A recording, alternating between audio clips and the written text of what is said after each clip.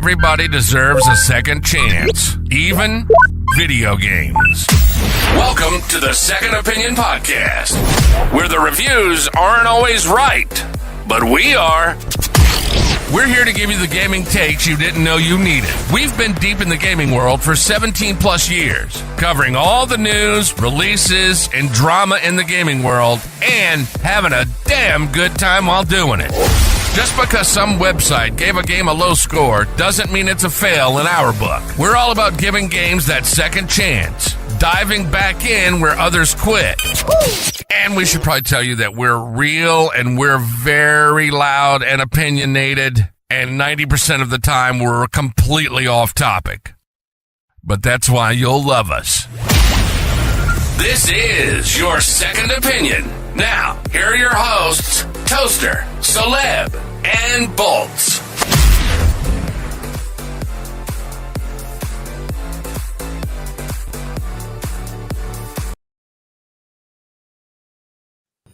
Merry fucking Christmas! Happy holidays. Happy holidays. What's Seasons, up, guys? Greetings. Seasons greetings. Empty Coke bottle. Delicious old fashioned. Thanks. Make me look like a fool again, Jeremy. I will fly. What? I'll fly all the way up there and do nothing. Probably just get super high. What's up, guys? Welcome back to another episode of the Second Opinion Podcast, episode number 372. It is your boy Soleb back again with my partner in crime, Toaster McGee. What's up, man? What's going on? How's things? I want to give a big shout outs to everybody. Big shout outs to everyone that checked out the Cinelinx Game Awards. We had some amazing numbers through the end of this year, with people checking out the website, people checking out the awards, checking out our socials. I just want to give a big shout out to everybody that did. I know we haven't been the most consistent. I know that I always say that we're going to be more consistent, but now I have Toaster riding my coattails too, saying it's time to get more consistent. And so, you know, when I'm saying it, it means something even more, because Bolts is already Bolts is just, it's not that he's saying that we need to be more consistent. Bolts is the one that's like, if you want to do a podcast, I'll do it. If you don't, it's whatever. I'm like, okay. So Toaster's hey, bro. Our two fans really, we really like the show. They do. And we appreciate them. Really. Yeah, we do. Very much. So we're going to go ahead and get into this holiday episode of the Second Opinion Podcast and talk about what have we been gaming. So, folks, we're going to start with Toaster first. Toaster, what have you been gaming, my friend? A little bit of Indiana Jones and the Great Circle. One of the best action games of the year. And a whole lot of Path of Exile, too. Man, a hard game for sure. No, I don't understand why people are like. I am also playing a ranger, so it's like I'm not. Like, I was reading about how people were getting just destroyed. I'm like, I'm just not gonna stand there. Yeah. But yeah, no, it can be challenging. I just recently, earlier today, took out the first boss of Act 2, and that was a rough fight. Like, there's this. I'm very glad I have escape shot, because I was just like, I'm out. Like, I was, it was awful. But man, I'm gonna be doing a write up on it. It's more Diablo than Diablo is. It definitely feels that way. Like, I played the really, beta, I appreciate what they did with Diablo 4. Diablo 3 will always hold a place in my heart, because my wife and I played that a lot. I personally liked it. I thought it was a lot of fun, but it was a straight up action RPG loot fest. Yeah, and then this open world thing and always online thing that they did with Diablo 4. It's enjoyable, but it's not Diablo. Yeah. This Path of Exile too, like you walk around uncovering map, you know, like, and that's one of the things I loved about Diablo 2 and Diablo 3 and the original Diablo was like that fog of war thing they had going on. Yeah. Where, you know, you'd walk around and you felt the sense of accomplishment when you pulled the mini map up and you're like, holy shit, I've wandered around this whole thing. And I mean, yeah. So it's very enjoyable. Does my mic still sound? Does it sound different? No, you sound fine. Okay. I'm trying to make sure that, like, if I'm sitting here next to it, my voice still sounds the same. Oh, and lastly, Vampire fucking Survivors. Okay, so is Vampire Survivors, is it that like 8-bit, 16-bit style game? Okay. It's 8-bit and it's a roguelike bullet hell, I think, is what the genre is. I don't know what the kids are calling things these days. It's a Vigia game. But like it was made by a dude that used to work on like Korean jackpot machines. So Yeah. like it's super bright when you like find chests and stuff, but I mean, dude, literally, it's just like an 8-bit game, open map where just shit just keeps coming at you, and you get all these weapons, and you just control it, you know, with the left thumbstick, and that's it. But like, there's all of these unlockables. There's these secret weapons. There's like weapon evolutions that happen. Like it's crack. It literally, you just want to keep coming back and like trying to unlock more and more. And then they added the Ode to Castlevania because that was the big thing when the game first came out. As everybody was like, "Oh, this guy totally played Castlevania back in the day," because it had that feel and that vibe with the characters. But this time, Konami finally, you know, worked something out with him where he has all of, like, you can get all of the Castlevania characters. Oh, yeah, you can. Yeah, and then, like, you have Dracula's castle, you got to roam around, and, like, yeah. Yeah, I forgot about that.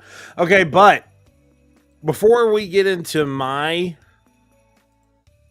games that I've been playing, we're going to watch this video. Because holy shit. It's amazing. So I will be right back.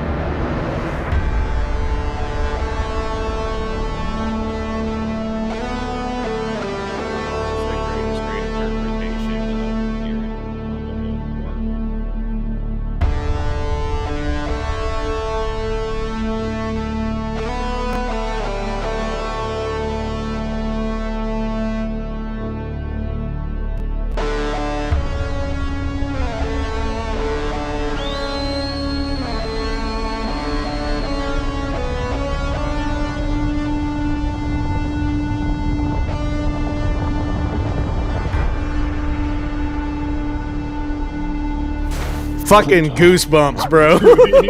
Home. Take me home.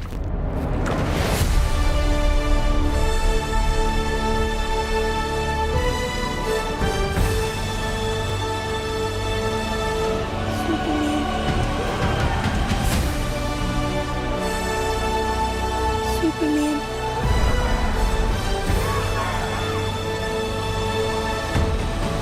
He looks like such a douche. He's such a douchebag, man.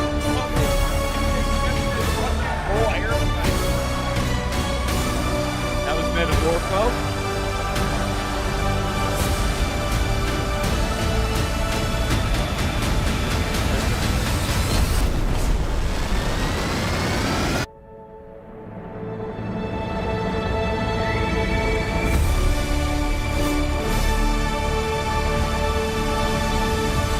Fuck!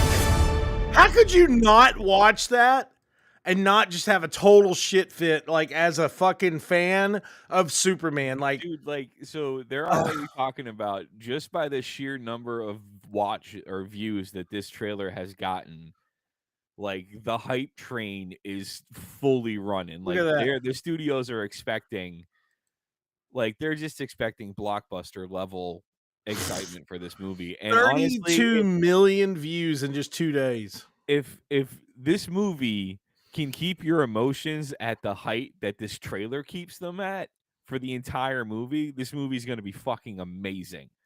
And I seriously hope that the idiots at Warner Brothers are just funding this and just letting James Gunn and Peter Safran I really, just do I, what they need to do. I'm telling you, I believe that James Gunn is doing everything right.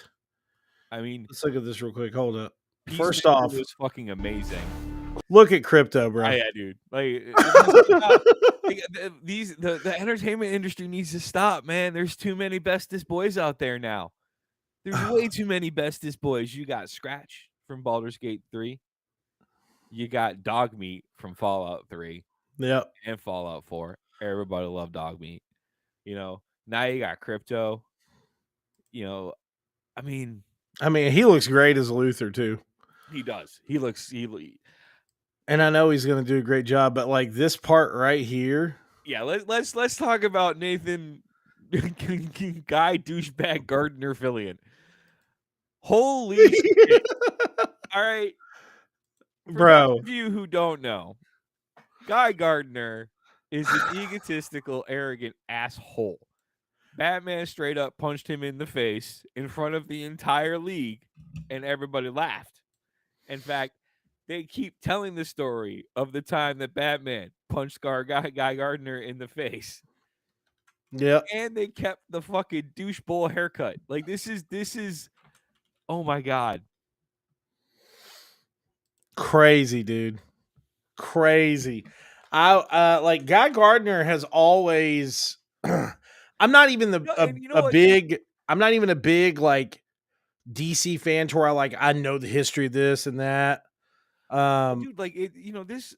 I mean, I try not to, but yeah, inevitably you have to. It's the comparison of Marvel and DC, and this is kind of a page right out of Feige's playbook with these movies. Is you find actors and actresses that look like the comic characters. You know, like if you can find the dude that's playing John Stewart in the Lantern series. That he dude looks like John Stewart straight up walked out of the Bruce Timm Justice League cartoon. 100%. It's ridiculous how and that's awesome, and it makes it easier for the I don't know. I don't know where I was going with this. It's great. That's the thing. I mean, look, Guy Gardner he just looks like an asshole. And then you got Hawk Girl. I don't know who that I don't know what that is. And I mean, totally getting Margot Kidder vibes off of the new Lois Lane. Yeah, and isn't this robot? That's Alex. Yeah, that's like the Fortress of Solitude. Fortress of Solitude, yeah. That's Superman's Alfred. So this guy right here. They're saying that is actually Ultraman. That is really terrific. Not this guy. This guy right here. I thought it was Parasite. Right here. God bless it. Ultraman isn't Ultraman. Ultraman is an alternate dimension Superman. He's an evil. Yeah, yeah. He's the one that led up the League of Villains or whatever. I can't even remember the name of it, but that would be great. Now, who is this again? That is Mr. Terrific. Okay, and now I did see online that Mr. Terrific is supposed to have a really big, like, focus in this movie. Like, he has to do a lot with the plot of this movie. Yeah, so he's, depending on what list and who you're talking about, he's either the third or fourth most or smartest man on the planet. Yeah. His superpower is the fact that he's essentially just a nicer version of Batman in a way. Like, okay. He's an inventor, and his power comes from these T-spheres, which he can just basically have them do anything he needs. Yeah. shields, flight, augmented strength, like whatever he needs, these things can do. So, But like this scene right here, where is it? To where he grabs this little girl. Like, dude, I'm not gonna lie. Like watching the trailer the first time, I was in tears at this point in time. I was like, oh like, man. do you know how much mental self-control this is taking him though right now? Yeah. To not like accidentally fold that little girl in half. Oh, bro, listen. I mean, it's just crazy. Let's And you know the greatest thing so far that I've read, apparently, like Gunn was like, "No, don't let that scene of Crypto coming to Superman's aid fool you. Crypto is an asshole in this movie." Probably. Let's watch this one more time, and then we'll get back to our regularly scheduled gaming news. Man, hold up. I like total geek thing, of course. Oh, so But look, there's like also- I'm serious when I say this. Water is resonating in my eye right now because of the Christopher Reeve original like score. yeah. It means so much. And you see that person under the R in Luther Corp? That's somebody else too. The R in Luther Court? If you look underneath it, Oh, you see that person? yeah. Yeah, who is she? I can't.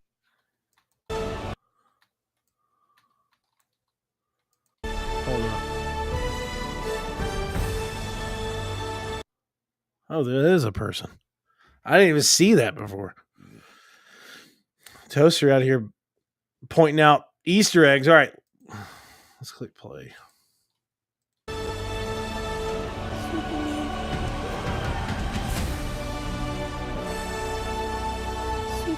That is the engineer. The engineer. Okay.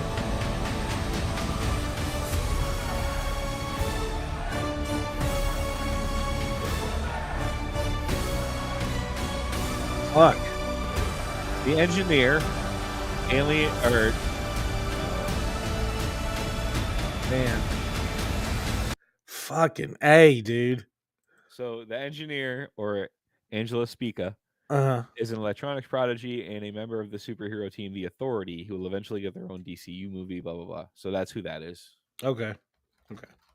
I mean, dude, he's like, I guess Peacemaker was awesome. I had a lot of fun watching that show. Yeah. You know, and now Creature Commandos.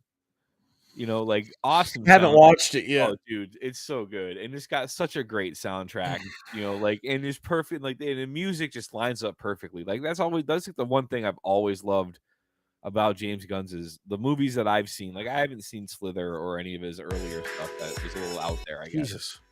But like like the stuff he did with Guardians of the Galaxy, like Peacemaker, the music lines up perfectly with the scene. Yeah. You know, like there's this scene where they're talking about G.I. Robot in Creature Commandos going into his whole backstory, and the soundtrack narrating it basically is by the Dresden Dolls, Clockwork Boy. Oh, okay.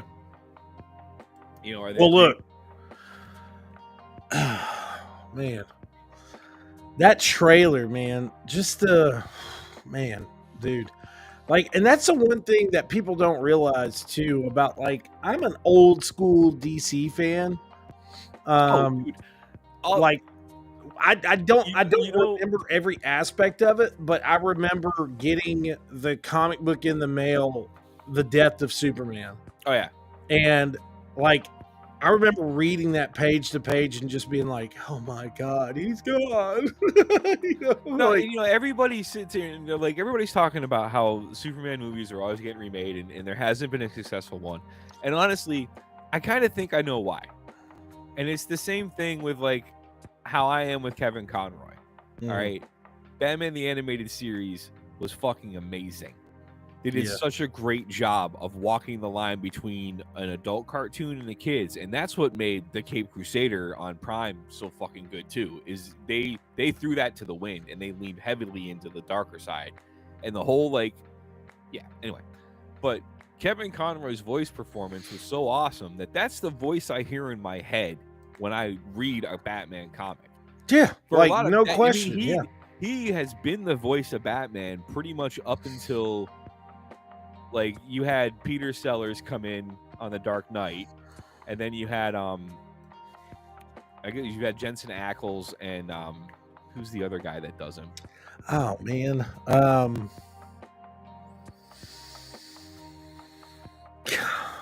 have no clue, man. I'm going blank. You looking it up? Yeah, Jason O'Mara, and he's been awesome too. But like everybody who came up watching the animated series, Kevin Conroy is the voice of Batman. Just like anybody who saw Superman in the theaters, Christopher Reeves is Superman. Superman. You know, just like how fucking Mark Hamill is Luke. You know, yeah. Like you can't. There's no one else that you could say, yes, that's right. Luke And Skywalker. I think that's been the biggest problem with trying to make another Superman movie is that nobody is Christopher Reeves. And for the first time, I kind of feel like, holy shit, like this is riding the, we miss him too vibe. You know, let's bring the story back to what that story was. Like the original, how it was hopeful. It, you know, you were, you know, and I mean, I, the minute my friend the monk texted me going, holy shit, I don't even like Superman, but why do I have goosebumps? I was like, all right, you know, this is, because it's fucking great. That's why it's see, so good, like, man. This is like, this is the one thing that, like, don't get me wrong, like, I love the Snyderverse. I mean, I'm a big Frank Miller fan, and at least in my mind, that universe is very heavily inspired by like the Frank Miller, darker, more gritty, you know, Batman and Superman are kind of adversary type things, you know, but that's not what the majority of people who aren't huge comic book fans want. You know, they want the bright, the hopeful, you know, and I would love to see like this continue, and like we get to see like the goofy friendship between Clark and Bruce. Yes. You know, not I agree. silly, but like the, you know, the where you got the world's finest comics from, like, you know, where they're sniping at each other, but it's very obvious they have the utmost respect and trust in each other, and they're the best of friends. You know, like, and you know, like just that level of awe-inspiring stories, and you know, like the goofiness with the three of them when you get, you know, him, Bats, and Wonder Woman in the same room, and they're not having to punch somebody, right? You know, I agree, bro, 100%. Man, I'm gonna say this, gaming wise, I have been playing a lot. I'm not gonna lie, I've been playing a fucking shit ton of video games recently, and I gotta see if I can pull this up. I don't know if I can, but bro, I mean, dude, I completely lost it the other day, when it did pull up. Wow. When this skin dropped for Helldivers. On this day, we stand united once more. On this day, those driven to divide us will hear our voice. I fucking lost it, man. And I felt so. I'm getting a little Nazi vibes off. Listen, now, mind you, the Hellgas always kind of had that feel. I tried to Oh shit! No, yes, no, GI. that's loud. These are Nazis. Jesus Christ. So the Hellgas kind of had a Nazi kind of vibe to him, but kinda. But it was different. It was different. The Hellgas. I gotta be careful. A bunch of basement dwellers are gonna get pissed that I equated an armor and Helldivers to Nazis. Well, the reason I say that is because for the longest time, like when I played Killzone 1 and then Killzone 2, you know, Hellgas were always the bad guys. But then whenever you play Killzone 3, you realize kind of like the Hellgas really weren't the bad guys. You know, listen. No. The Hellgas were driven out of their own planet by the forces at B, and that's what turned them into the bad people that they are. So it wasn't like, you know, it wasn't like they were like, man, we don't like the color of your skin, but you know what I'm saying? There wasn't some Hellgas like sitting over there on a swamp. He was like, get the fuck off of my property. But anyways, with that being said, I've been playing a lot of Helldivers 2. The Illuminate are back, and man, I've been really back into the game, dude. It's been such a fun amount of time that I've been playing. Playing through Fortnite, the Winterfest season. If you are a Fortnite player, just as a reminder, if you haven't played it in some time, there's a ton of new modes on Fortnite. I've been telling a lot of parents locally about this. I've had a lot of messages about, you know, is Fortnite appropriate? Is it something that my kids could play without having to worry or whatever? There's so many new modes on Fortnite now. There's Bricksburg, which is like a GTA in Lego, is the best real way I could say it. It's not like you just going around and doing drugs and all this other stuff, but it's like a free open world to where you can build your house, just go in, chill with your friends, play different games or whatever in this brick like open world Lego game that's inside of Fortnite. But then Fortnite now has just turned into a crazy new hub. Like you have rocket racing, you have the new first person shooter mode, Ballistic, which turns Fortnite into its own version of Call of Duty, and a bunch of these Call of Duty maps have been reworked for it. There's all different types of stuff available for you to play. There's also, you know, things, if you're a music lover, Fortnite Music Fest is a really, really cool way of enjoying different type of music. And in the Music Fest mode, it's kind of, it's turned the game into a different version of why am I going Rockstar or God, Rock Band. I said Rockstar. Guitar Hero, yes. Guitar Band Rock Band Hero. Rock Band Hero. So you could do all this stuff in game now, and it's really, honestly, it's crazy to me. There's a lot of times I'll just kind of scroll through and be like, man, dude, like, it's nuts what Fortnite has turned into. But Fortnite is just I feel personally, it is the epitome of what a true online gaming experience should be. You know, it's always evolving, it's always changing, it's always giving you, it's not just about the skins and all this other stuff. You pay now too, you can pay $11.99 a month and get the Fortnite pass, and that gives you access to every singular battle pass that they have, which is the OG pass, the regular Fortnite battle pass, the Lego battle pass, the music battle pass, the Rocket League battle pass. And you get all that, and you get 1,000 V-Bucks a month, as well as exclusive skins through that. So definitely make sure to check it out. Something else I've been playing back through Cyberpunk 2077. I deleted my original save data, which was like hundreds of hours of gameplay, and started fresh from the very beginning. Been playing back through that. Also, I tried with Black Myth Wukong, bro. It's these Soul-esque games, they're just too hard for me, man. Like, I'm just not that type of gamer that can play them. It's really the best way I can say it. I've gotten used to Elden Ring. I don't know why, man. I call it really hard Skyrim. I suck at it, dude. I suck at them. Like, I do everything that I can. Like, I get out of the way, roll out of the way, dodge, try to, hit them where it hurts, do critical attacks. I just suck at them. I don't see how some of these people play them. But what else? Deleted Call of Duty. It is I'm sure anybody that's been on social media recently on the gaming side of things has seen kind of what is going on with Call of Duty right now. Zombies is fun. I downloaded Black Ops 6. You're a fucking liar. I am not. God, I downloaded it on the Xbox. Have you been playing it though? I started playing the campaign, but then I started playing other games. Okay, all right. I'm not re-downloading it. It's just, man, it's so good. Like the zombie side of the game is so good, and some of the multiplayer aspect is so good.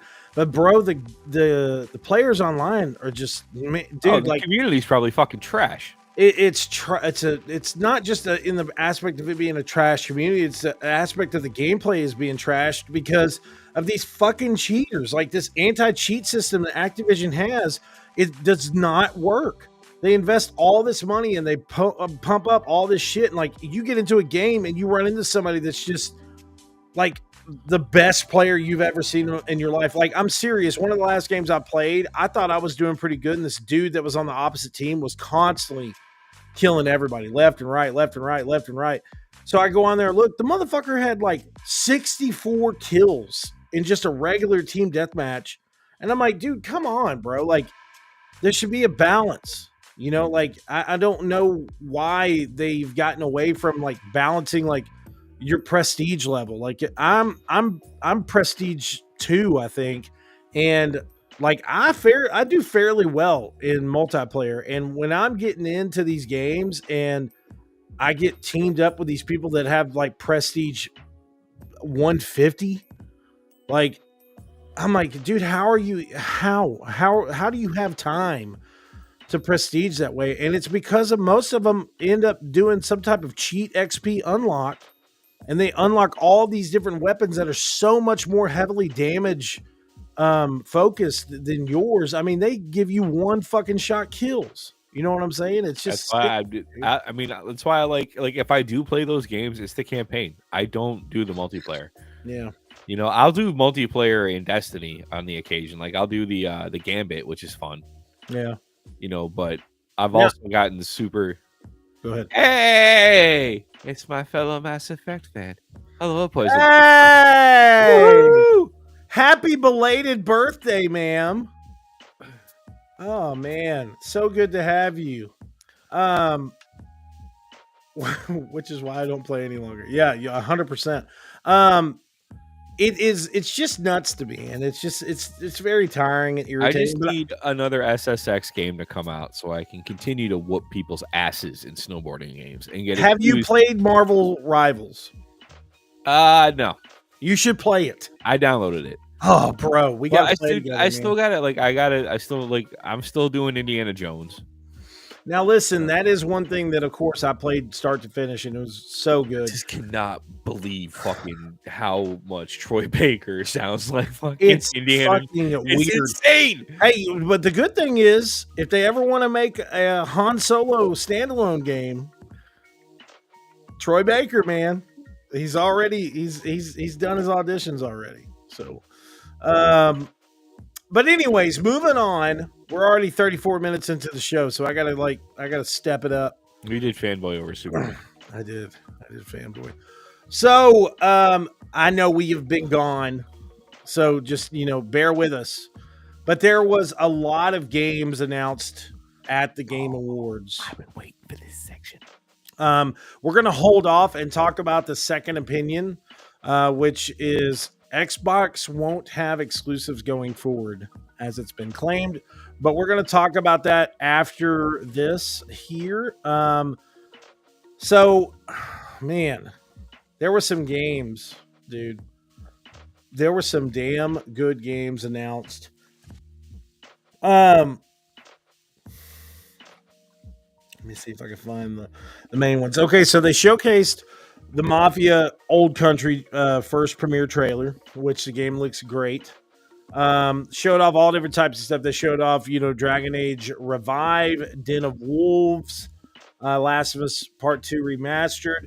WB finally showcased the first trailer for Game of Thrones King's Road, which is going to be a third-person action adventure. It's going to be their first Game of Thrones focused game with their new kind of mindset on their release process. Dying Light the Beast trailer, world premiere trailer was finally showcased, and I'm super down. I'm ready to play it. First Berserker trailer was showcased. One of the biggest announcements, though, that just had me like, I was freaking out. I did a co-stream with Inside the Game, which you could find them on Twitch. You can find them on TikTok and YouTube. But also, if you go to the USA Network, one of the USA Network streaming apps, you could find Inside the Game there. They have a daily show. But I did the live reaction with them at the Game Awards, and Onimusha Way of the Sword was showcased and announced, and I completely lost my shit. I am so beyond ready for this game. I cannot tell you guys like how long I have actually been waiting for a new Onimusha title.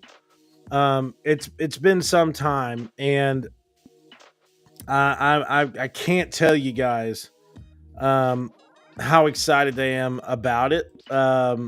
The game means so much to me, but this little scene right here, when I see the souls being sucked into that like gauntlet, I was like, I was right. I was jumping up and down. I was like, oh my God, it's Onimusha. I just what one surprised me that I did not see coming? What's that? Turok. Oh, bro, Turok Origins, yes. So, like, Turok Origins is another game that was, like, a huge Wasn't that shocker. It was an N64 game.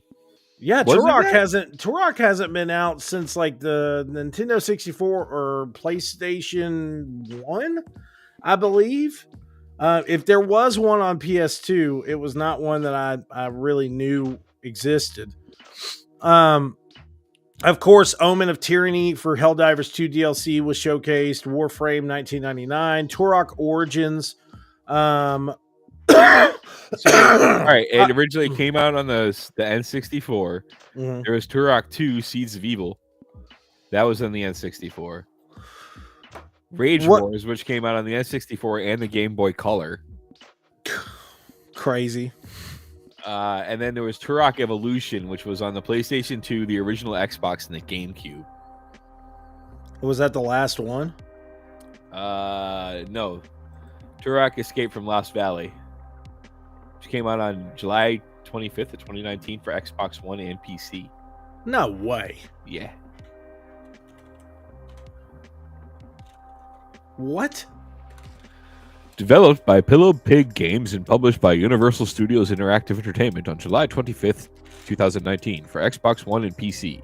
It is unrelatable to the previous games, instead based entirely on the Turok comics of the 1950s and with characters animated in the chibi style.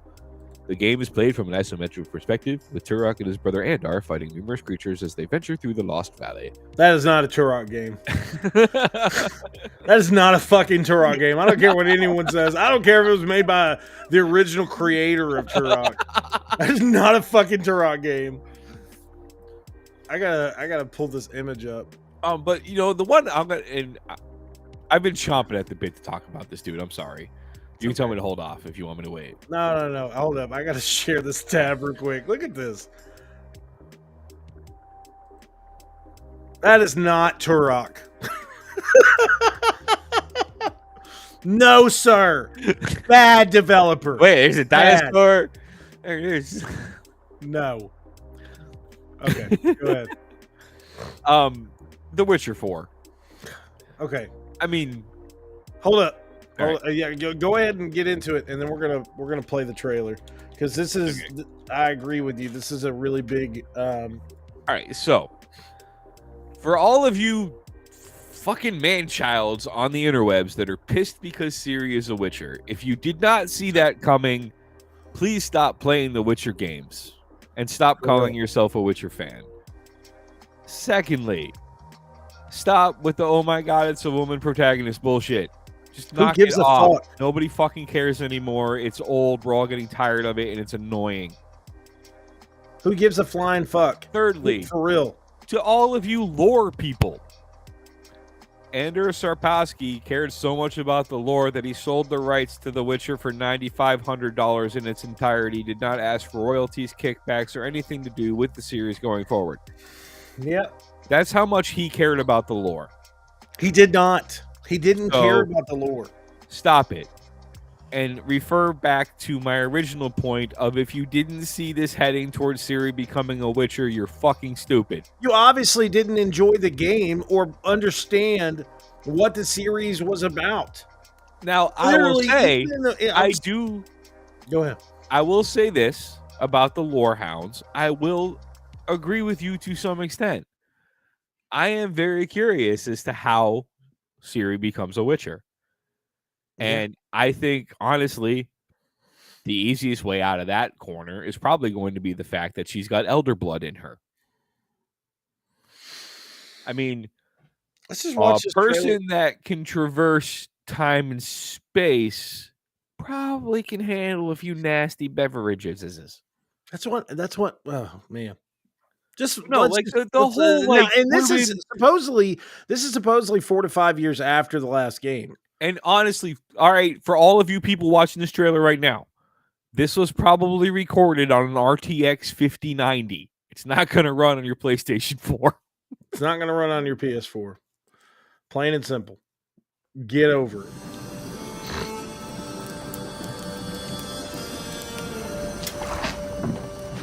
Dearest daughter, I've watched ye grow from a devilishly curious child into a remarkably young lass with much grace, wisdom, and kindness. Take the easy times what shape us, nay. 'Tis how we rise to face the hard times what does that for us. Ye've an heart of gold. Ye've the spirit to overcome adversities aplenty. Darling, sweeten. Today's the day ye fill out your destiny.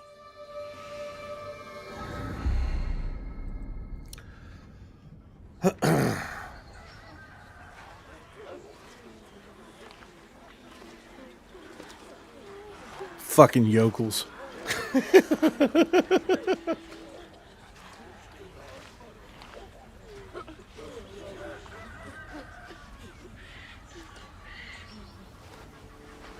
Bro, 100. Forgive me, daughter. 'Twere my only choice. Fuck you, Dad. We shall. Right? We shall. Be You're not my real dad. salvation. Forgive me, daughter. It was my only choice. I know. Witcher? Witcher, whose coin did ye take? Nay, you can't. 'Tis tradition. Chosen she is, by the gods. No! You chose her. Oh, and she doesn't look like she did in The Witcher 3. Yeah, because she's older. That's what happens.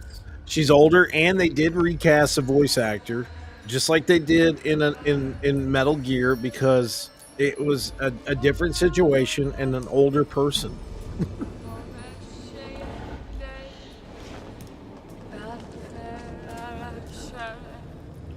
You know, like, Geralt and Yen are just chilling in Kaer Morhen. Like, Right. Like, they've already said that he's in the game, and he's totally become Vesemir. He has, like, that's yeah. where he's going. Yeah. Back to the village.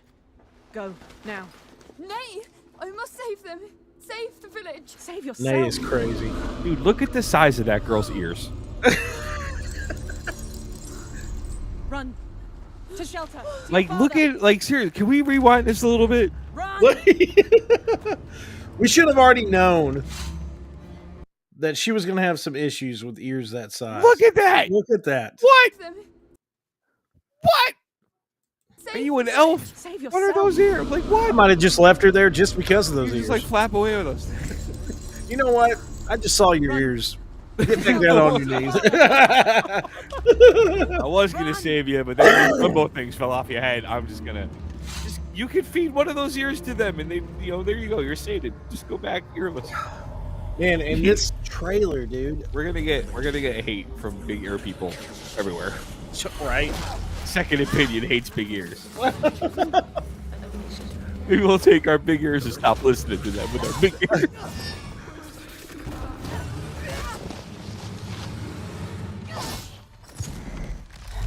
And I predicted this pretty right. They were like, "What is that?" I was like, "It's like some type of spider wolf humanoid."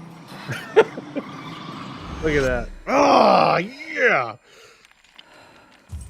See, this is the moment in the Witcher games where Toaster's theme song kicks in. I'm gonna Right. fuck you up. I'm gonna fuck you up. I'm gonna have to download The Witcher again. Dude, it's on both of my computers. After this trailer, I was like,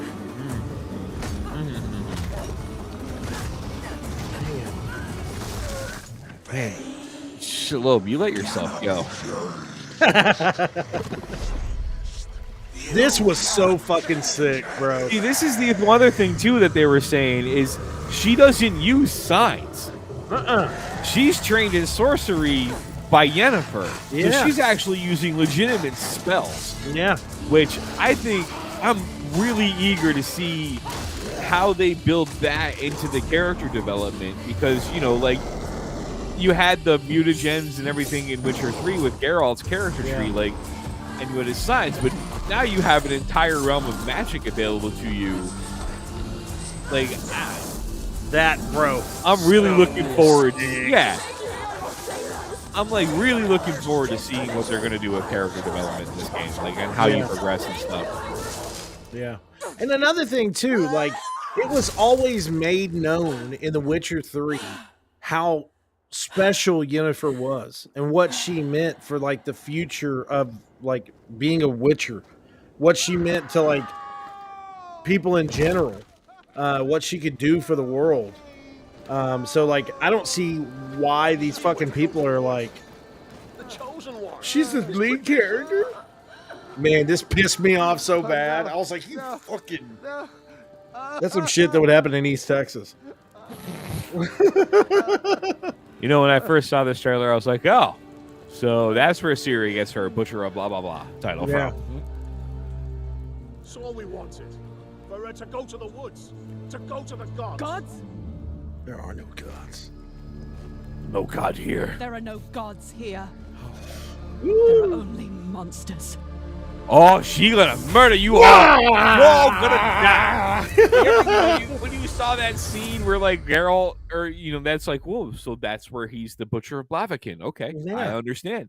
You're gonna get this after you finish this cutscene in the video game. There's gonna be an achievement pop up. Ciri, Butcher of fuck you face. Butcher of fuck your face.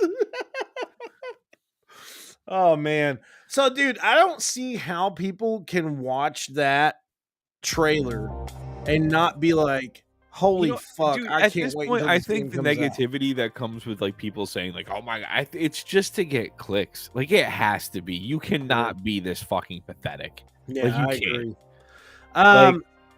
Other go ahead. I'm sorry. I mean, even the people who are freaking out about the Naughty Dog game, you don't know anything about it other than they had a lot of product placement. Listen to me. Sony, the Pet Shop Boys, man. They were freaking out. Listen, they're freaking out about the Naughty Dog game because it's a female protagonist. Plain and simple. End of discussion. Who cares? Who gives a fuck? I don't give a shit. Honestly, man. So real quick to run through this, Project Sentry was announced as well, which is from the creators of the Yakuza series. Virtual Fighter is coming back, which I was very excited about. The Ninja Gaiden. Also, Borderlands 4, good trailer was showcased of that, showcasing tons of different gameplay. Are you excited about this? No, I'm not. What? Wow. Well, they look lame. Man. The characters look lame. I will tell you one game that really struck a chord with me was Split Fiction, which is the I don't know why I'm going blank on this, but Split Fiction is from the developer. It's the same one that each year at the Game Awards he's always cussing. That one year he was like, fuck the Grammys. It's being done as an Electronic Arts original, but it's coming from Hazelight Studios. and it's about these two females that are, like writers, and they go to this type of like test site to make their stories come to life, and then their stories get merged together. So it's from the same studio that did It Takes Two. And I'm very, very excited about that game. Also, they showed off the Outer Worlds 2, which I cannot wait for. The original... that trailer was fucking hilarious. Oh my God, it was. And if you haven't had a chance to watch... Knights of the Old Republic 2. 2. Neverwinter Nights 2. Fallout 3 2. Vegas. The new from the maker of Shadow Colossus and Ico, there's a new title coming out. Of course, Elden Ring Night Rain was announced. It's like a new standalone co-op version of Elden Ring. There was all different types of games that were showcased. And if anything, as always, I will say there was more of a focus on game announcements and game releases and stuff than there was Game Awards, which is crazy. One shocker to me, too, was Rematch, which is a soccer game that is being created by the studio behind Sifu. So I was very, very confused and shocked by that. But of course, then there was Intergalactic, which was Naughty Dog's new game. I predicted it beforehand, showcased like some newspaper. I was like, this has got to be Naughty Dog's new game. I was right on point. Good job. Very excited for that. I can't wait to see more. But quickly, we're going to move back into the second opinion. Xbox won't have exclusives going forward, it has been claimed.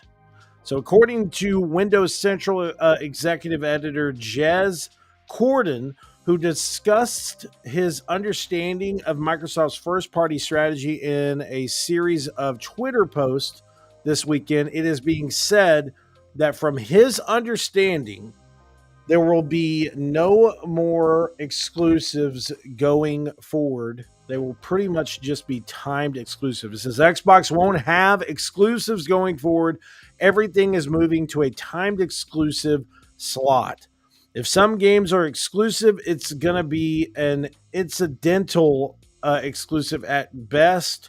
The case-by-case argument is by and large going to be multi-platform timed and with maybe a few outliners. So there might be a handful of games that they're like, okay, this is not going to go to anything else but Xbox.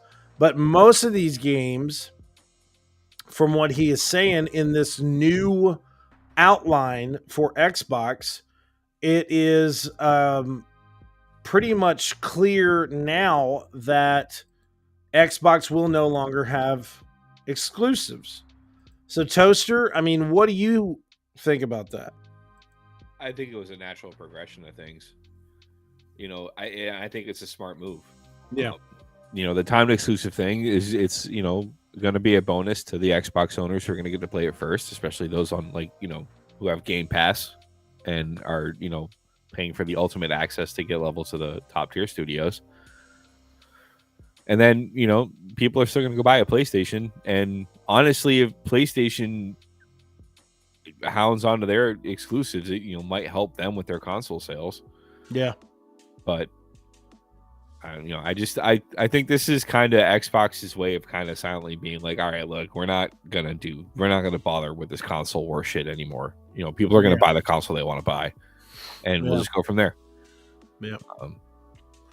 Well, and too, you have to think about it like this. I mean, let's look at it in the business aspect of things. And plus, Sony does stupid shit like redoes the PS5 Pro for $700. Yeah, exactly. So, let's think about it. Just buy a computer. Let's think about it in the money aspect of things. The fact that Xbox is a business. Okay, Xbox is always in the business of making money. That's the reason why Microsoft is one of the only $1 trillion companies out there that is a constant success. people can say what they want to about Xbox and say, well, it's irritating that there's not going to be exclusives. No, there's not going to be exclusives. Okay, there's not going to be big. Why does that matter? Console basis, but what does that matter exactly? If you buy an Xbox and you have Xbox Game Pass, at least you know you get those games first, day one, and you don't have to wait an entire year to play that game. So that's where Microsoft is looking at. Microsoft is like, listen, yes, we won't have these games exclusively tied down to our console, but what is great is that we can have them tied down for a year, and then after that year, start making money off of our investment. Yeah, I mean, you're looking at the way that they're not making the amount of money they would if the game was full price off of people that are paying for Game Pass. Mm-hmm. Like Doom, Wolfenstein, the Bethesda titles are all $60, $70. Yep. So they get their initial bump of people buying their console and paying for Game Pass. And then they get a second round influx of people that may have seen the game, wanted to play the game, but have a PlayStation. And now they're going to having to buy, either they're paying for the PlayStation game program, PlayStation Plus, or they're paying $70 for the game, depending on how Microsoft's going to release it to other consoles. Like, are they going to be like, okay, we're done streaming it on our stuff first, so you guys can go ahead and stream it on your stuff? Yeah, and you're not going to see them like, I think it's going to be, years. It'll be a couple of years before PlayStation is like, okay, now we can put those games on PlayStation Plus. We're going to work with Microsoft to put them on PS Plus. But PlayStation looks at this as a win. Xbox looks at this as a win. Fans don't. So this is a problem that we're running into, is that fans don't find this as a win. And it is. It is a win for Xbox because it's just going to be money coming into the ecosystem. Well, I mean, so there's the fear too of like the consolidating of studios and things like that. Like, I can understand that legitimate concern. Yes, but at the same time, like, fan bases have gotten shitty. Like, the internet has given people the ability to anonymously just be fucking assholes to people and not have any repercussions about it. Mm-hmm. And it's just like vicious fucking cycle because you get pissed because a developer tried something new and you send them death threats. So they stop trying new shit. And then you start complaining because the games are all repeat, cut and, copy and paste fucking storylines, and you send them death threats. It's like, and then they stop making games. When you're sitting there shitting on an indie developer's game to the point where, like, I mean, some of the stuff that's been said to people is fucking brutal, and it's completely unnecessary. But then they stop making video games because I can't take the threats. I can't take the negativity all the time. Yep. Like, it's on us as fans to do better so we can get better games from the studios. Like, and encourage innovation and new things and new story and new characters and new protagonists. Well, this guy says it perfect here. He says exclusives are anti-consumer, and if Sony were also putting first-party titles on Xbox after 6 months, that would be a good net. However, Sony is not, and Xbox is pretty much giving Sony a monopoly while throwing away any good Monopoly on what? No, I did. Now, see, I disagree with that part. Now, I did not see this at the end. I mean, like, other than God of War, Ratchet and Clank? Yeah, that's it. I mean, what, the Uncharted series? Uncharted. I mean, there's and Ghost of Tsushima. If you were to cut down to that, Ghost of Tsushima is really fucking good. Listen, what I'm coming across of saying is these games right here, these 4 games, this is just 4 games. They're all owned by Xbox, and they're all coming to PlayStation. Sea of Thieves already on PlayStation. It's $29, and since it's come to PlayStation, it's grown even more. But the main thing is, do we see Xbox move into the like a multi-platform publisher? And a lot of times people say that these type of choices are bad, but I don't think things like that are bad. What I do think is bad is when you do have a company like Xbox growing exponentially and having some of these really great games and great content coming as much as they have. Oh, and Horizon. I forgot to say Horizon. Yeah, Zero and Spider-Man. and Spider-Man. But what we do see that is bad, by the way, Dad, look, I'm wearing the shirt you got me, okay? If it doesn't involve video games or pizza, I don't want it. He always tells me I don't wear these shirts that he buys me. But anyway, so what it hurts is when there is large investments into these video game studios and companies and building investments. And even with me, whenever I went to Summer Games Fest this year and went to the Xbox Showcase, the conversation that Phil Spencer had with the entirety of the group that was there, okay, he had this huge conversation before the live stream started. And it was really heartfelt, I think. It was talking about the future of Xbox and how they're going to grow and how they're going to do this and this and this. And then even after that, we see Shudder happening to Xbox Studios. And of course, Bethesda was like, fuck that. We're unionizing. Because this is not a good thing to do, buying studios and then afterwards saying, oh, well, we already have people that we can move into these roles. Let's cut down on staffing. You're a $1 trillion company. You can't tell me that you can't afford the studios. But no, it's not the employee. It's not like the C. It's the shareholders. Exactly. It's the asshole multi-million-dollar investors. Exactly, bro. They. I don't know. Like they talked about it at the Game Awards. Okay, that's what they hate. They all hate Sven. Sven from fucking Larian. Yeah, I love Sven. Sven is amazing. I love his speeches. His speeches are great because was he the one that gave the speech at the? Yeah, where he was basically like, if you make a fucking game, people want to play. People are going to play it. Yeah, yeah. And I mean, it shouldn't be based on numbers. It shouldn't be based on. Like when fucking EA or Jedi Fallen Order came out and EA was treating it like an experiment because they were like, oh, we think single player. Fuck you, single player story driven games are dead. Fuck you. Mm-hmm. They're not going to make GTA money. They're not going to make Madden money because Madden appeals to a huge audience. Fuck, I'll play Madden. Yeah. Same thing with Call of Duty. Yeah.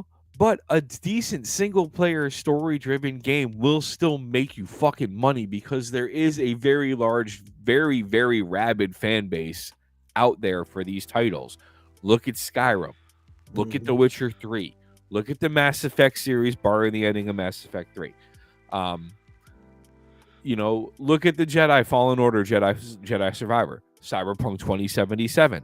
Like, there's a market for it. And you know what? And Poison Pink Fluff. And you know what? You might not make the GTA money or the Madden money, but you're still making that money off of those fucking titles, and your shareholders are still getting somewhat rich off of those titles. Yeah. Instead of looking at it like, oh, well, it's not performing like GTA. It's not GTA. It's not going to. It's not going to. GTA is, listen, I've said this once and I've said it twice. GTA is a thing of its own. It cannot be beat, plain and simple. When I'm telling you, it's calling like it right now. MMOs that come for World of Warcraft. So what? Oh, let me see. Mama found it in the laundry room. Dante wanted me to show this on stream. This is J Shock Blast. Shout out J Shock Blast. That's Thor. And Thor recently passed away, I believe. So I'm almost certain. So big shout out to J Shock Blast for giving this to Dante. It's his favorite toy. Dante, you say hi to everybody. Hi. Dante, what's going on, bud? All right, Bubba. Go back in there. I'm almost done. We're getting there. Shut the door with your giant house shoes on. So I agree. Yes, you can have crackers. So You know, I mean, and like, it's just this just goes back to things I've said before. Like, it takes time to build a blockbuster franchise. You know, it and does, man. if you invest, like, when the state of Rhode Island invested in 38 studios, and they expected a return within 2, are you fucking kidding me? No, and I mean, let's not. Kurt Schilling fucked that whole thing up by hiring top level talent on the first game. You don't Yes. do that. You order No. you hire the talent you can afford to make the first game. If the first game turns into a fucking blockbuster, that's when you bring in R.A. Salvatore and Todd McFarlane and the composer from fucking Fable and all that jazz. Yep. Like, you know, but it's still an investment that takes time to build momentum. I agree, know? 100%. Like, and it doesn't really build momentum until, you know, a bigger publishing house comes in. Like, BioWare was independent and good until EA was like, come here and make Anthem. Oh, man, poor Anthem. I still have that Anthem poster over there. So the big thing is, I'm going to call this right now. When, like, for instance, when GTA's finally, when Take-Two finally announces and showcases the next GTA 6 trailer, like, it's been rumored all of 2025 that another trailer was hitting, and it has not hit. And constantly you're seeing this and this. I'm telling you, it's going to be the most watched gameplay trailer. Shit, the other thing, Red Dead fucking Redemption. Yeah. Red Dead 2. It's one of the biggest games that they've launched. And it's a single player story driven player game. But I'm gonna tell you, when GTA comes out, it's gonna be one of the most watched trailers. When it releases fully, it's gonna be one of the highest purchase games of all time. I mean, they're talking about this game is supposed to have one of the most expansive single player stories out there. Online gameplay that you've never seen before. The Take-Two CEO did an interview a couple of days ago with a small YouTuber and was talking about this. It was like, hey, listen, it's going to be an experience you've never seen before in gaming. Like, they're talking about, even like Take-Two and Rockstar have worked with some of these custom server owners, actually worked with them directly and said, hey, so how do you do this? How can we do this in Grand Theft Auto? So, like, if they come out and they have role-playing servers in the game day one, to where you could choose your character, choose your work. Like, if you want to play as a cop or play as a gang member or play as a convenience store owner or whatever, you could do that in GTA. It's going to be huge because that's one of the biggest watched social streaming things out there, you know, for having this. Just like stream your daily life as a bodega owner in Grand Bro, I'm telling you, watch some of these role-playing servers. They're crazy, man. They're really, honestly Oh, nuts. no, I play World of Warcraft, man. Yeah. So they get weird. But anyways, with that said, there's, you know, the Game Awards, there was tons of different stuff showcased.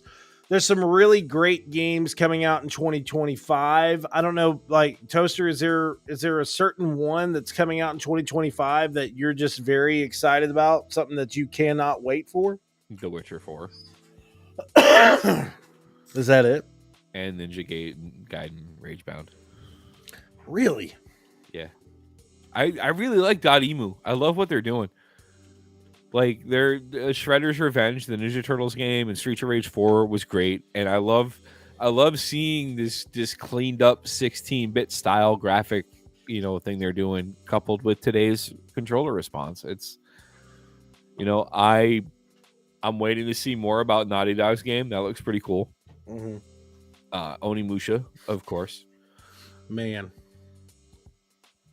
I've said it once, I've said it twice. And now I'm going to say it the third time. Capcom is unstoppable. Okay? Plain and simple. They are unfucking stoppable. Listen to me, bro. Okay, hold up.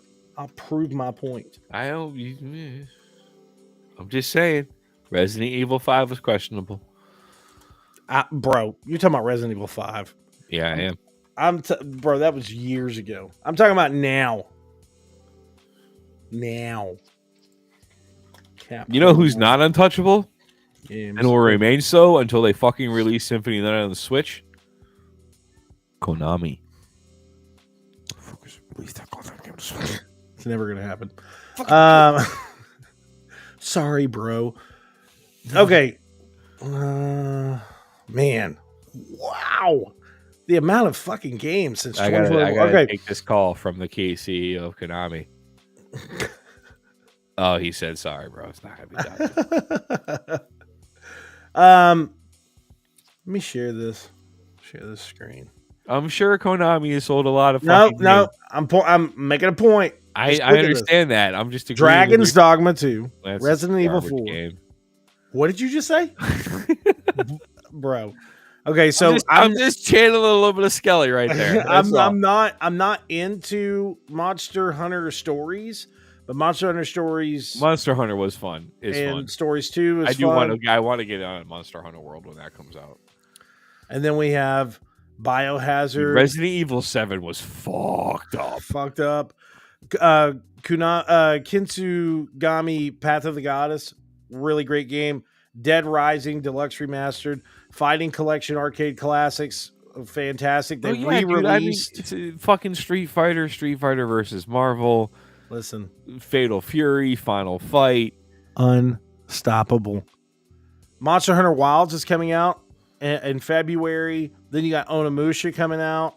Man, dude, I'm telling you, they are hitting every spot that they need with their fan base. Can you imagine how fucking smooth the combat's gonna be in Onimusha? Man, dude, listen. Did you like you Devil play May- the original Onimusha? Yeah. Bro. Onimusha 2 was like Onimusha 1 was, it was good. Yeah, But Onimusha 2 was top tier. Okay. Like, I knew nothing of the lore of Onimusha, but after playing Onimusha 2, I got so obsessed with the game. And then they came out with Onimusha 3, and it wasn't as good as 2, but it was still like, man, it was a great fucking game. My top games for 2025, I'd probably say are going to be Metal Gear Solid Delta. Actually, Baldur's Gate 3 when patch 8 drops. You and your fucking Baldur's Gate. Dude, cross-platform, they're introducing 8 new subclasses.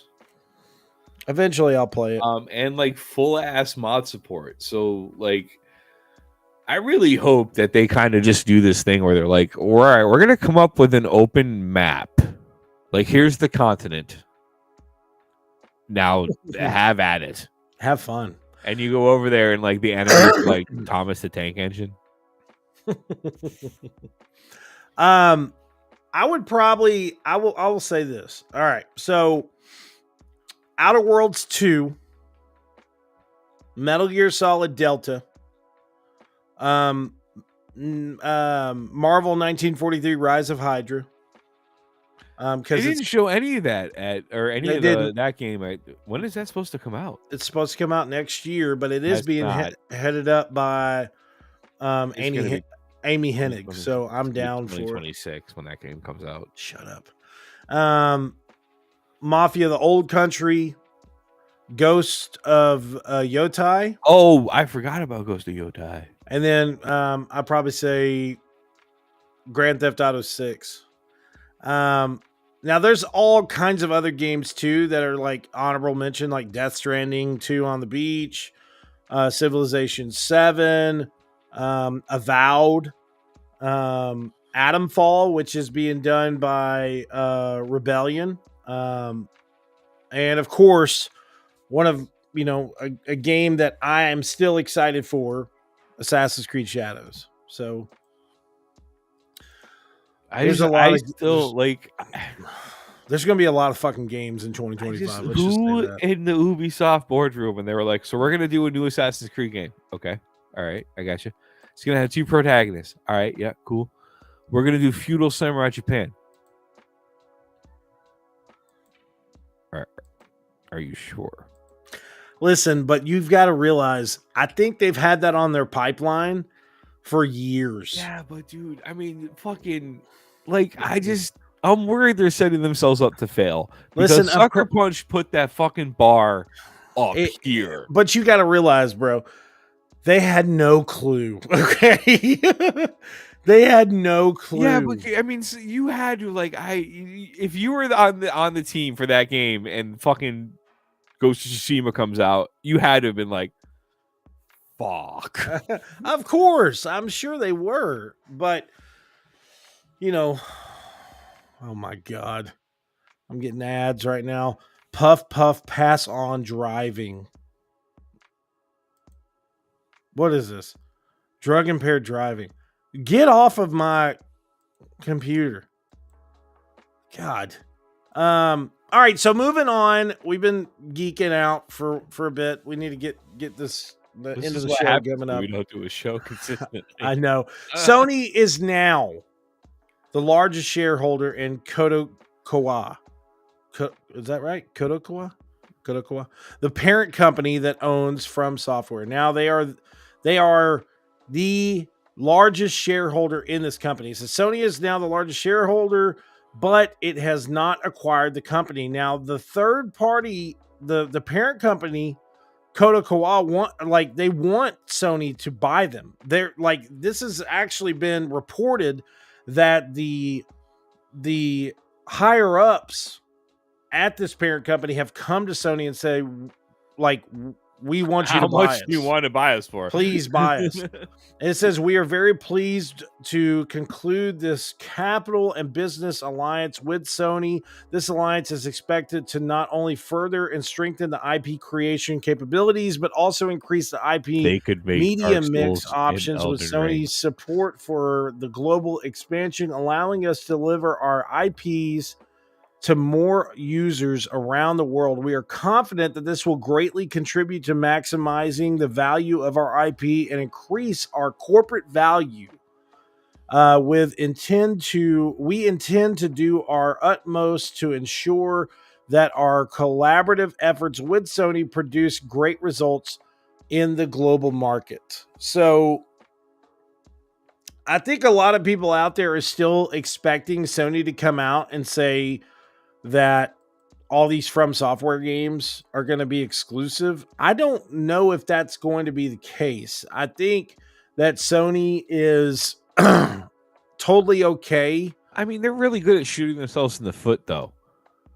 You think so? That's how, dude, that's how the whole Activision Blizzard Microsoft merger ended up going forward. I will say the this, judge bro, started asking about Sony exclusives, and the lawyer was like, "Yeah, those will never show up on an Xbox." So it's like, okay, well. But my thing is this: if Sony did decide to buy them, it would not surprise me if Sony was like, "Yeah, we're going to make it exclusive," because there's such a big fan base that's focused around From Software games. Then that type of IP and that type of company could easily sell consoles. But I don't see it happening. I really don't. At all. Moving on from that, Amazon has officially renewed the video game anthology series Secret Level for season 2. So my wife and I have been watching it. We just watched we had to pause the Warhammer episode. Bro, the New World episode is fucking hilarious, and it was Arnold Schwarzenegger. And it's even funnier because it's Arnold Schwarzenegger as the main character. When we were watching it, I had to like stop and like go back and was like, "Is that Arnold Schwarzenegger?" And my wife was like, "That is Arnold Schwarzenegger," and I was like, "What the fuck?"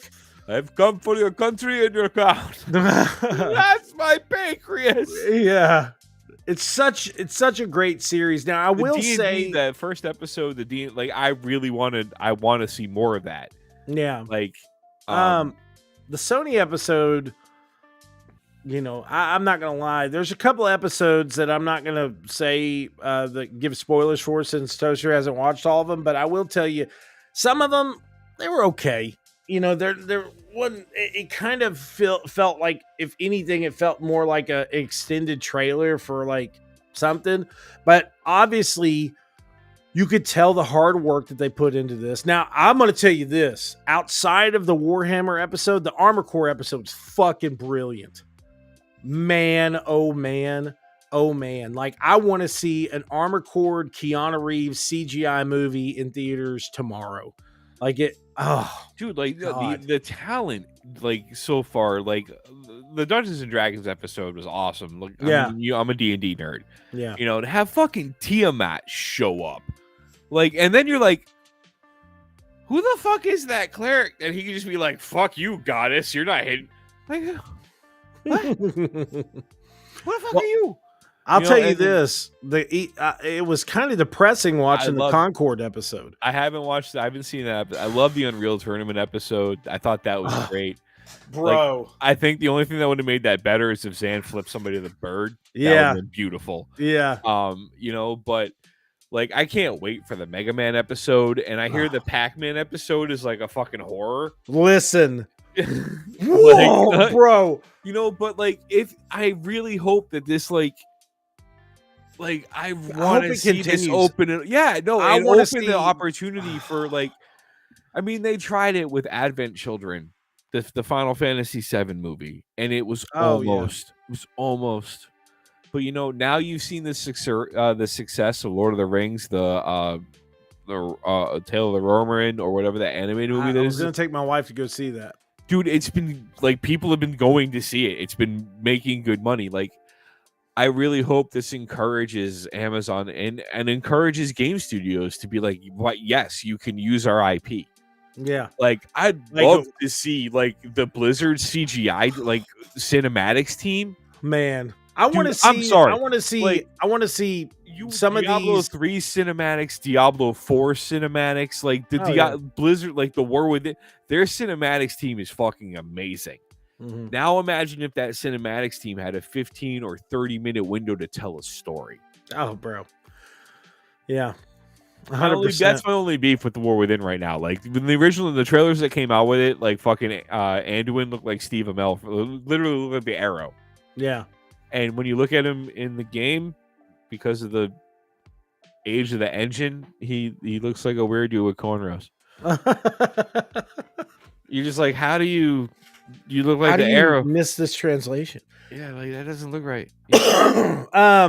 But anyways, so yeah, they've been hitting it, man. I'm telling you, it's been great, and I would love to see this stretch into like 6-7 seasons. Do games that have not been on there, bro. Could you, bring like, out that's the secret fact- level, bro? Oh, toaster. Don't. What if? don't. What if? Wait!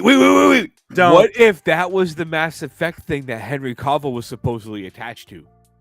Oh, bro, I would lose it. I would lose it. Because if they're doing an animated thing, I don't need him to be Shepard. Yeah, fuck it. I need him to be Rex. Yeah.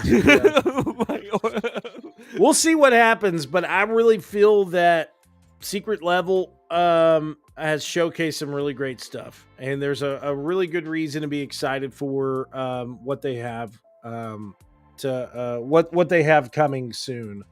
But with that, speaking of things coming soon, it has been potentially leaked. We don't know for sure, but a leaker recently revealed that the Doom release date, Doom the Dark Ages release date, may have been leaked out. It says it could be releasing May of 2025. So if you do not know, Doom the Dark Ages is set to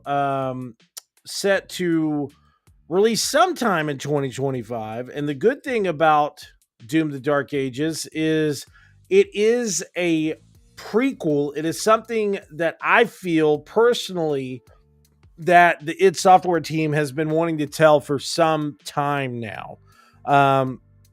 With Hugo Martin and Marty Stratton, I ran into them, had a great conversation at Summer Games Fest this past year. And, you know, they were just so excited to finally showcase this. But Doom the Dark Ages is supposed to be a tale of what made the Doomslayer. So in the original re-release of Doom, you hear this voice that says, in the first age, in the first battle, when the shadows first fell, there was one man that chose to defy the demonic rule, and that was the Doomslayer. And I think this is where this is going to be a game that's going to showcase the legend and the majesty of what the Doomslayer was really all about back in the Dark Ages. And I'm very, very excited for this game. If it's coming out in May of 2025, I feel like it is going to do some really great numbers when it comes down to who is going to play it and when they're going to play it, because this, of course, is going to be something that's going to be Xbox Game Pass day one. But my thing is this, Toaster, with the massive amount of games that are coming out in 2025, Things are going to get moved. I was going to say, do you feel like things are going to get moved around? Release dates are going to get moved around? Yeah, I think things are going to get pushed out. I think, hopefully The Witcher 4 releases in 2025. That'd be pretty cool. Yeah. But at the same time, these are the game production has gotten ridiculous nowadays. Yeah, and so I take all of these announcements at E3, Summer Games Pass, or Summer Games Pass. The Game Awards, take it with a grain of salt, because you have a small you sneaking up behind you. I'm almost done, baby. Okay, and then I'm gonna take you to the store. Okay. I promise. I love you. But and this goes back to what I said earlier. This is when it falls on us as fans to not be dicks. Yeah. If we want something that's gonna be good and fully, we need to be patient. And if fucking CD Projekt Red or anybody comes out and says, you know what, we got to push this out, it needs some polishing, then we as fans need to go, okay, yeah, it is what it is. It is what it is. I got plenty of games to fucking play. Yeah.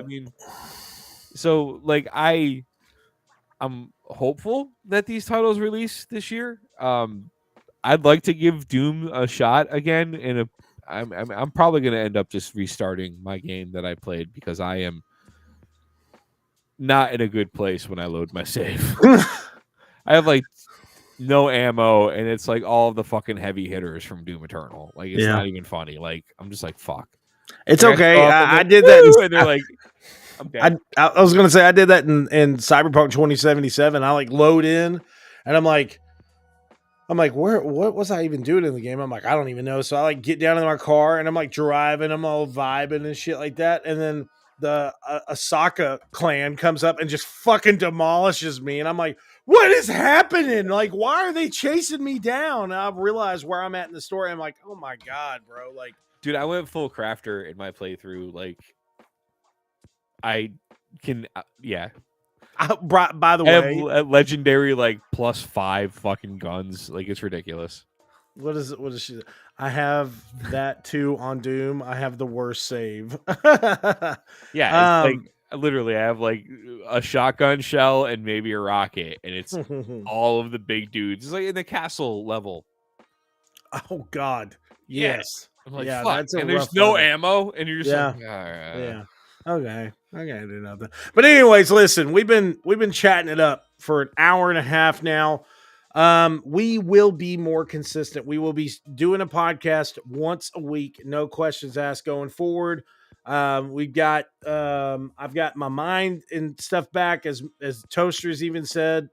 We've all needed a little bit of downtime this holiday season, and just how the last 6 months have kind of gone. It's been a lot for everybody. So I've just needed a little bit of time to kind of focus back in and get things back lined in. But we are 100% fully committed to making sure that the Second Opinion podcast finally gets to the point of having 500 episodes, and we're going to push for it. So we love you guys so much. Thank you for watching this episode. I got to take this little girl to the store and let her finally spend her birthday money. So I love you guys, and thanks for watching. Make sure to follow Toaster on Blue Sky.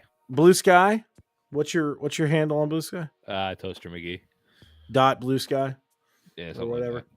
Follow me on Blue Sky. Follow me on Twitter. Follow me on TikTok. Hopefully, from the way it seems, TikTok may not be banned. We'll have to see how that plays out. But Yeah, it's Toaster McGee. So MCGHEE dot bluesky.social. there you go. I love you guys so much. Please make sure to check us out at cineleaks.com. Toaster's got some stuff I think that he's going to be working on and posting soon, as well as I'm going to have my review for Shadow of the Damned, Hella Remastered, Soul Reaver, Legend of Kain. That review will be coming this hopefully tomorrow. And then also I will be having my review for Warhammer 40,000 Dark Tide for PS5 posted up soon as well. So I love you guys, and we'll talk to you soon.